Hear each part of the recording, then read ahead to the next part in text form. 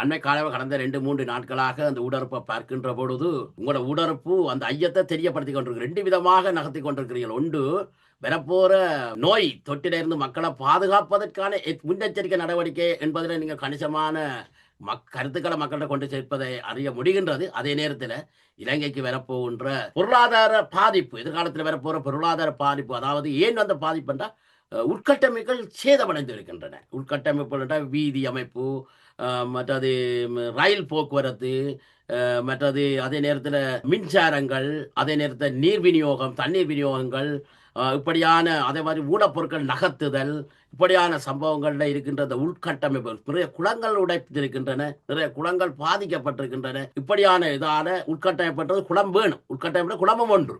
உடைக்கப்பட்ட குளங்கள் கட்டப்படணும், உடைக்கப்பட்ட பாலங்கள். ஆனால் நீங்கள் சொன்ன மாதிரி, இப்ப அதுக்கு தேவை வந்து 7,000 மில்லியன் அமெரிக்கன் டாலர் வேணும். ரூபாய் இல்ல. இலங்கை காசுல வந்து ட்ரில்லியன் சொன்னா 10 ட்ரில்லியன் வேணும். 10 ட்ரில்லியன். 10 ட்ரில்லியன். இன்றைய காசு 308 ரூபா 50 308 ருபீஸ் $1 வந்து அமெரிக்கன் டாலர் 308 ரூபா 309 ரூபா போகுது.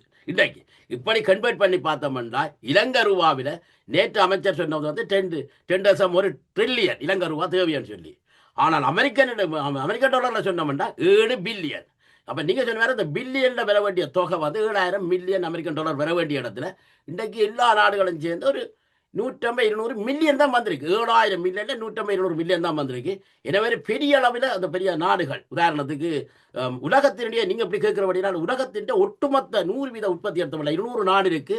200 நாடுகள்ல உலகத்தின் ஒட்டுமொத்த உற்பத்தி எடுத்தால் 7 நாடுகள் 61 விதமான உற்பத்தியை வச்சிருக்கு. 7 நாடுகள் உலகத்தின் 61% உற்பத்தியை 7 நாடு தான் வச்சிருக்கு.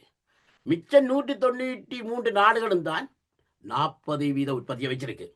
அந்த 7 நாடு யாருன்னு சொன்னால் அமெரிக்கா முதலாவதாக இருக்கு. உலகத்தின் ஒட்டுமொத்த உற்பத்தியில 25% பொருளாதாரத்தை அமெரிக்கா தான் வச்சிருக்கு.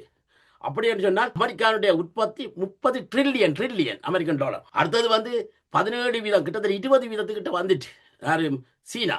கிட்டத்தட்ட சீனா வந்து வச்சிருக்கிற பொருளாதாரம் வந்து 20 ட்ரில்லியன் கிட்டத்தட்ட வச்சிருக்கு. அமெரிக்கா 30, சீனா 20 ட்ரில்லியன் கிட்ட வச்சிருக்கு. இப்படி நீங்க பார்க்க போனால் அமெரிக்காவுக்கு அடுத்ததாக சீனா, அமெரிக்கா அடுத்ததாக வந்து இப்ப ஜெர்மனுடைய பொருளாதாரம் வந்து மிகப்பெரிய வளர்ச்சி அடைஞ்சிருக்கு.